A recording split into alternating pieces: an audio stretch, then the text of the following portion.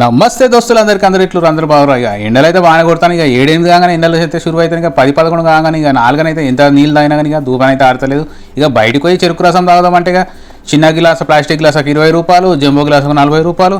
ఇక ఇన్ని ఐస్ గడ్డలు, ఇంత నిమ్మకాయ, అల్లం వేసి ఇక చెరుకు రసం తాగుదామంటే అల్లం పేస్ట్, నిమ్మకాయ పేస్ట్ నీళ్ళు తాగినట్టే కొడుతుంది. ఇక ఇట్లయితే కాదని అనేసి నేను ఇక వచ్చేటప్పుడు 10 రూపాయలు పెట్టి ఇక ఇంత బెల్లం తీసుకొని వచ్చి దుకాణంలో ఆ 10 రూపాయల బెల్లం తీసుకొచ్చి ఇక సన్నగా తురుముకొని ఇక చల్లటి నీళ్ళు పోసి ఇక మంచిగా గిన్నెలు వేసి మంచిగా కలిపినాక ఈ 10 రూపాయల బెల్లంతో అయితే ఒక 4 అయితే మంచిగా తాగొచ్చు కడుపు నిండా. ఇక నేనైతే ఒక పెద్ద గ్లాస్ తీసుకొని ఇక స్కెల్టన్ లెక్క ఉన్న గ్లాస్ అయితే మొన్న తీసుకొచ్చిన, మీరు ఆల్రెడీ వీడియోలో చూసే ఉంటారు. ఇక తీసుకొని వచ్చి ఇక దాంట్లోకి ఇంత ఉప్పేసి ఏంటంటే జర సరిది కాకుండా ఉంటుంది, చల్ల నీళ్ళలో పోస్తాం కాబట్టి.